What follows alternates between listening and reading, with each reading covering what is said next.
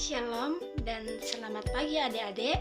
Hari ini kita akan belajar dari tokoh-tokoh Alkitab. Namun sebelum kita lanjut ke materi, perkenalkan nama kakak Marni Tandilinggi, kakak kelas B dari Prodi Pendidikan Agama Kristen. Nah, yang pertama adalah Bapak Abraham. Bapak Abraham adalah salah satu tokoh dalam Alkitab yang percaya sepenuhnya kepada Allah dan tidak memikirkan hal lain termasuk masa depan. Nah, Bapak Abraham ini diperintahkan pergi ke negeri yang sama sekali belum ia ketahui. Kepergiannya mengikuti sertakan keponakannya yang bernama Lot. Ketika sampai di tanah perjanjian, Lot mengambil tanah yang subur yang seharusnya milik Bapak Abraham. Nah, apa saja sih yang harus adik-adik ikuti dari keteladanan Bapak Abraham? Nah, yang pertama, selalu berserah kepada Tuhan. Yang kedua, memberi sepenuhnya apa yang dia miliki. Yang ketiga, memperhatikan dan mengutamakan orang lain. Yang kedua, Yusuf. Yusuf dan Benyamin adalah anak bungsu dari Yakub, anak-anak Rahel. Rahel meninggal ketika Yakub kembali dari perantauan dan Rahel dikuburkan di padang Efrata. Yusuf dijuluki si tukang mimpi dan Yusuf juga kesayangan Yakub. Ayahnya sehingga sangat dibenci oleh saudara-saudaranya. Atas kebencian itu, Yusuf dilemparkan ke dalam sumur, kemudian diangkat oleh Yehuda, lalu Yusuf dijual kepada serombongan saudagar orang Ismail dan dijual lagi menjadi budak di rumah Potifar.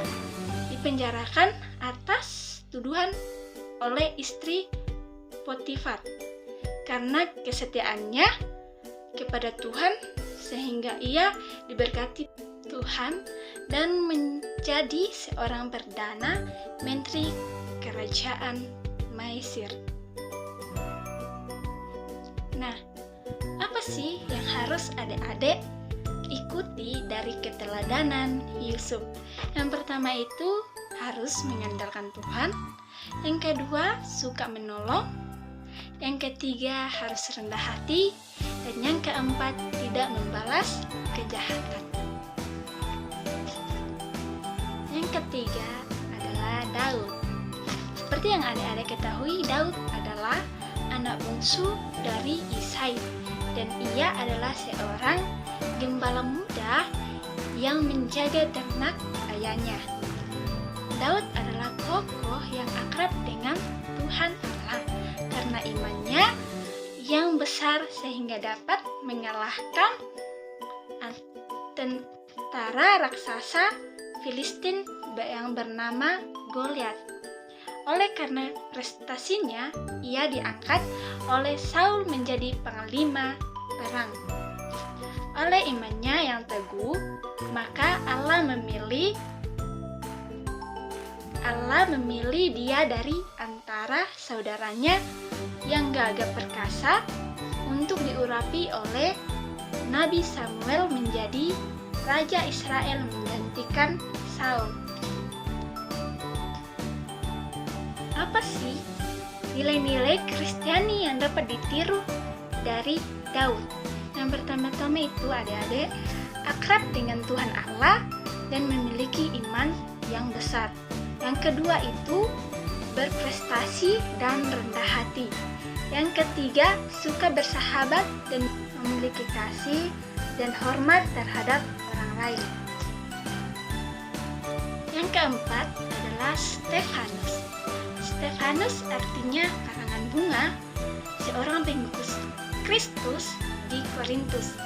Salah seorang diaken sebagai seorang yang penuh dengan Roh Kudus, berhikmat, beriman, penuh karunia dan kuasa, pandai bersoal jawab tentang kebenaran dan kuasa Allah.